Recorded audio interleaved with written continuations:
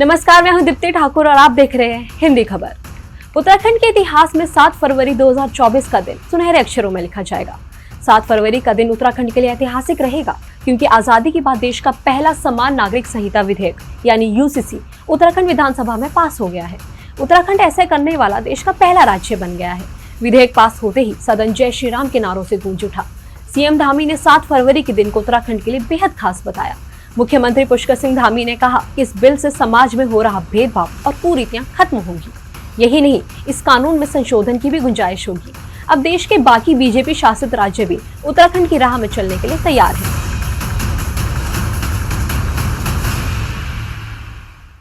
देवभूमि उत्तराखंड ने 7 फरवरी को इतिहास रच दिया है।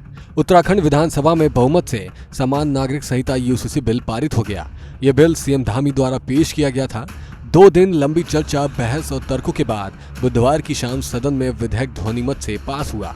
विपक्ष ने चर्चा के दौरान बिल प्रवर समिति को भेजने की सिफारिश की थी, लेकिन विपक्ष का यह प्रस्ताव भी ध्वनिमत से खारिज हो गया। सभी विधेयक प्रतिक्रिया और औपचारिकताएं पूरी करने के बाद यूसीसी लागू करने वाला उत्तराखंड देश का पहला राज्य बन जाएगा। लेकिन अब देश के बाकी राज्य जहां बीजेपी का शासन है, वहां भी यूसीसी लागू करने की तैयारी की जा रही है। उत्तराखंड के बाद असम की भाजपा सरकार यूसीसी बिल विधानसभा में सबसे पहले पेश कर सकती है।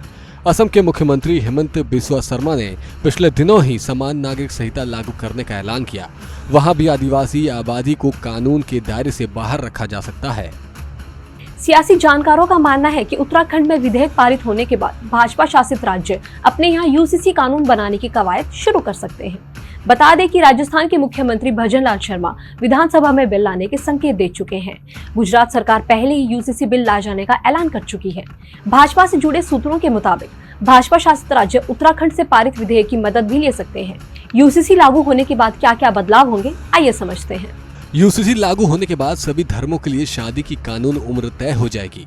दरअसल इस्लाम में लड़के और लड़की की शादी का कोई उम्र तय नहीं है, लेकिन यूसीसी बिल में सभी धर्मों में अब शादी की एक कानून उम्र यानी लड़कों की कानूनी उम्र 21 साल और लड़कियों की 18 साल होगी।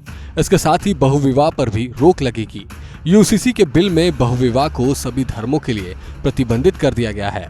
सिर्फ बहुविवाह ही नहीं, बल्कि प्रस्तावित यूसीसी बिल में हलाला और इद्दत जैसी प्रथा पर भी प्रतिबंध लगाया गया है। वही संपत्ति को लेकर इस्लामी कानून में बड़ा बदलाव हुआ है। फिलहाल मुस्लिम व्यक्ति अपनी संपत्ति का 1/3 हिस्सा किसी को भी दे सकता है, जबकि बाकी का हिस्सा उसके परिवार के सदस्य को मिलता है।